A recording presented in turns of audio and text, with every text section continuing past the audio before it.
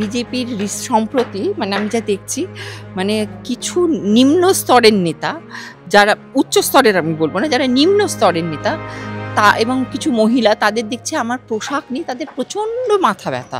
দেখো, পোশাক দিয়ে তুমি কখনো মানুষকে বিচার করতে পারো না। আচ্ছা, যে পার্টি নারী স্বাধীনতার কথা বলে, যে পার্টি পশ্চিমবঙ্গে ক্ষমতায় আসবে বলে নারীদের নিরাপত্তার কথা বলে, দেখো নিরাপত্তাটা না, সে এরা নিরাপত্তাটা কিছু বলছে না, এরা বলছে ঢেকে রাখতে। তাহলে আমার বক্তব্য হচ্ছে, তাহলে তোমরা যে মুসলিম অ্যান্টি মুসলিম গল্প করছো, তাহলে তো সেই আমি মানছি মুসলিমরা না মেয়েদেরকে বোরখার আন্ডারে রাখে, তাহলে তুমিও তো মেয়েদেরকে সেই ঘোমটার আন্ডারই রাখছো, ঠিক কি না? ঘোমটার তলায় ঢুকিয়ে দিচ্ছ, তাহলে ঘোমটার তলায় খ্যামটা না ছুলে তো হবে না ভাই। আর সুচিত্রা দে তো সেসব মানবে না।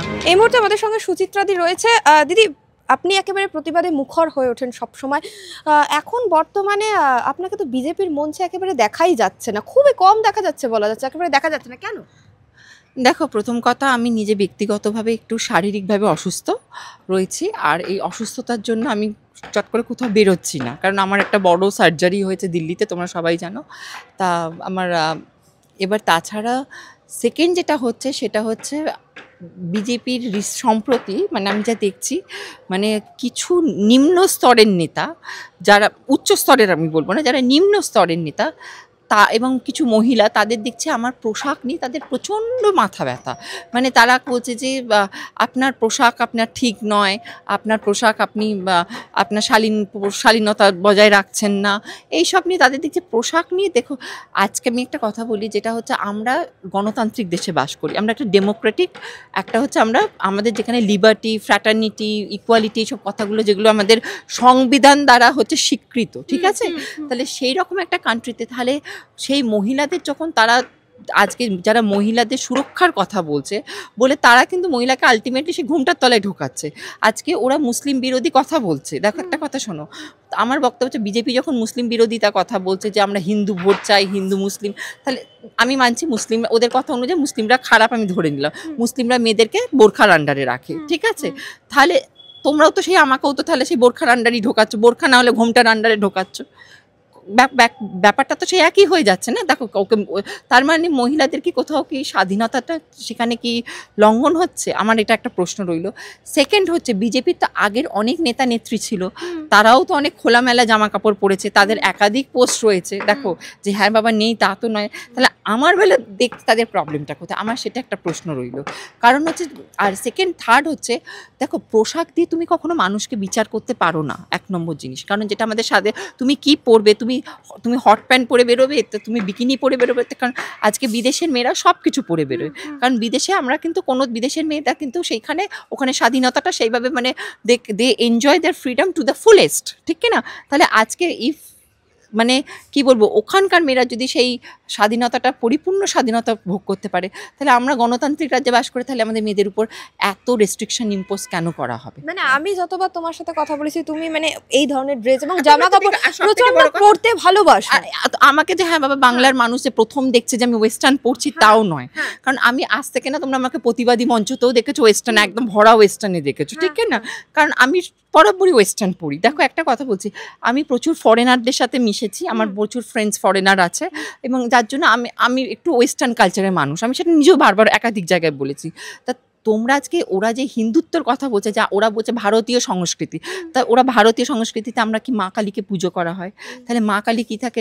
নগ্ন রূপে, তাহলে ঠিক কিনা? মা কালী আমরা তাকে তো আমরা, তার মানে সে মহিলা নগ্ন হোক আর বস্ত্র দ্বারা আবৃত হোক, সে যে পরিস্থিতি থাকুক না কেন, সেই নারীকে তো আমরা সম্মান দিচ্ছি, ঠিক কিনা? এটাই তো বোঝানো হচ্ছে মা কালীকে।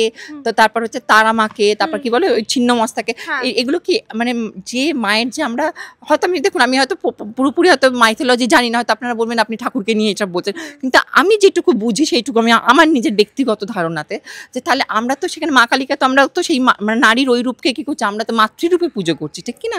তাহলে তোমরা যাই হোক না কেন, একটা মেয়ে যে ড্রেসই পরুক না কেন, সব সময় দেখেছি আমার ড্রেসের উপর তাদের রেস্ট্রিকশন ইম্পোজ হচ্ছে। তুমি এই ড্রেস পরলে তোমাকে আসবে না, তুমি এই করলে হবে না, উনি কি ড্রেস পরে বসছেন, সব সময় দেখছি। কারণ একটা তাহলে দেখো, মেয়েরা কি পরবে না পরবে সেটা তো কোনো পার্টি ঠিক করে দিতে পারে না। এখন তোমার পার্টির যদি এজেন্ডাতে এসব থাকে, আচ্ছা, যে পার্টি নারী স্বাধীনতার কথা বলে, যে পার্টি পশ্চিমবঙ্গে ক্ষমতায় আসবে বলে নারীদের নিরাপত্তার কথা বলে, দেখো নিরাপত্তাটা না, সে এরা নিরাপত্তাটা কিছু বলছে না, এরা বলছে ঢেকে রাখতে। তাহলে আমার বক্তব্য হচ্ছে, তাহলে মুসলিম, তোমরা যে মুসলিম অ্যান্টি মুসলিম গল্প করছো, তাহলে তো সেই আমি মানছি মুসলিমরা না মেয়েদেরকে বোরখার আন্ডারে রাখে, তাহলে তুমিও তো মেয়েদেরকে সেই ঘোমটার আন্ডারই রাখছো, ঠিক কি না? ঘোমটার তলায় ঢুকিয়ে দিচ্ছ, তাহলে ঘোমটার তলায় খ্যামটা নাচ হলে তো হবে না ভাই, আর সুচিত্রা দে তো সেসব মানবে না। তুমি কি এখন তাহলে যাচ্ছ না? না, আমি এখন ওই জন্য কিছু কারণের জন্য আমি নিজে থেকে আমি যাচ্ছি না।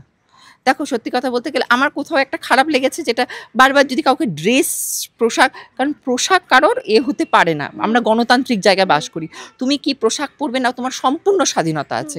আর হ্যাঁ দেখো, পোশাক এখন যদি বলেন এই পোশাক পরলে সব ছেলেরা বিগড়ে যাবে, অনেকেই বলে যে আপনাদের যা জামা কাপড়, সেই জামা কাপড় দেখলে সব ছেলেরা বিগড়ে যাবে, এটা অনেকেই প্রশ্ন আছে।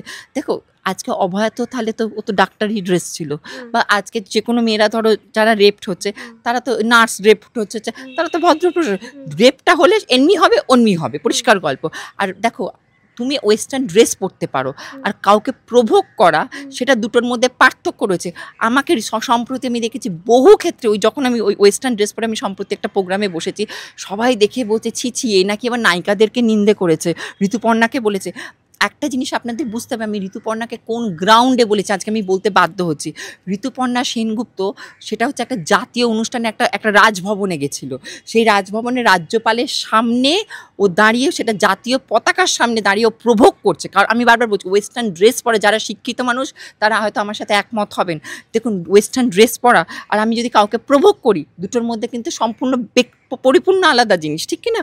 কারণ ও দাঁড়িয়ে দাঁড়িয়ে রাজ্যপালকে চুলটাকে সরিয়ে প্রভোগ করছে, সেটা জাতীয় পতাকার সামনে, যেটা রাজ্যপাল হচ্ছে একটা স্ট্যাচুটারি পোস্ট, সেই পোস্টের হচ্ছে ডিসরেসপেক্ট, আর জাতীয় পতাকার সামনে করছে, যে সেই গ্রাউন্ডে আমি ওকে ধরেছি। এটা আপনাদের বুঝতে হবে যে আমি কিন্তু ওকে, নাহলে ও তো এত ওয়েস্টার্ন ড্রেস পরেছে, ও এত জামা কাপড়, আমাকে কোনোদিন দেখেছো যে ওর সম্পর্কে কোনো আনকল ফর রিমার্ক পাস করতে? আমি কোনোদিন ওর সম্পর্কে আনকল ফর রিমার্ক পাস করিনি। কিন্তু সেই ক্ষেত্রে আমি বারবার দেখছি যে ওরা সবাই খালি রিলেট করছে, তুমি নায়িকাকে, ঋতুপর্ণা আমাদের বাংলার টলিউডের অন্যতম নায়িকাকে তুমি গালাগালি করছো, তুমি নিজে এদিকে ওয়েস্টার্ন ড্রেস পরবো। ওয়েস্টার্ন ড্রেস পরতে আমি কখনোই বারণ করছি না, ও যেটা করেছে সেটা হচ্ছে ওখানে জাতীয় পতাকার সামনে দাঁড়িয়ে দাঁড়িয়ে প্রভোগ করছিল। সেই জন্য দেখো, প্রভোকিং আর ওয়েস্টার্ন ড্রেস পরে এগুলো বুঝতে হবে মানুষকে। এখনও দেখো, মানে মানুষ যদি এখনও সেই স্টিরিওটাইপ থট প্রসেসে আর কনজারভেটিভ মাইন্ডসেট নিয়ে চলে, তাহলে আমরা যতই প্রোগ্রেসিভ কান্ট্রিতে বাস করি না কেন, তাহলে নারী স্বাধীনতা বলে কিছু থাকবে না। এবং দিদি, অভিষেক বন্দ্যোপাধ্যায় আপনার প্রিয় মানুষ। আমি এখন অভিষেককে নিয়ে কিছু না, অভিষেককে নিয়ে একটা প্রশ্ন, সেটা হচ্ছে অভিষেক বন্দ্যোপাধ্যায়ের বিরুদ্ধে চার্জশিট আসছে, কিন্তু কোনো রকম স্টেপ নেওয়া হচ্ছে না। কি? অভিষেক বন্দ্যোপাধ্যায়, বুঝলাম না, কি বললে আরেকবার প্রশ্নটা? অভিষেক বন্দ্যোপাধ্যায়ের বিরুদ্ধে এতগুলো চার্জশিট আসছে, কিন্তু কোনো রকম কোনো স্টেপ তো আমরা দেখতে পাচ্ছি না। দেখো, অভিষেক বন্দ্যোপাধ্যায়ের এগেনস্টে যদি চার্জশিট এসে থাকে, তাহলে তোমাকে একটা কথা বলি, তার জন্য তো ইডি আছে, সিবিআই আছে, তাহলে তারা কি ঘুমোচ্ছে? এই প্রশ্নগুলো আমাকে না করে তাদেরকে প্রশ্ন করো, ঠিক কি না? আমি তো অভিষেকের ডিটেলস দেখতে যাচ্ছি না, চেক করতে যাচ্ছি না, তারা যখন করছে তাহলে আমি কি বুঝবো রাজ্য বা কেন্দ্রের কোথাও সেটিং আছে, ঠিক কি না? এটাই একটা বোঝা হবে যে তাহলে এতবার হওয়া সত্ত্বেও তাহলে যদি এরকম হয়ে থাকে, তাহলে এটা ছাড়া আর কী বলবো? তাহলে তারা কেন, ও যদি, আমি মানছি ও যদি কোনো ক্রাইম করেই থাকে, তাহলে তো ওর এগেনস্টে তো সাবস্টেন্সিয়াল প্রুফ থাকবে, তাহলে দিচ্ছে না কেন, তারা দিতে পারছে না কেন?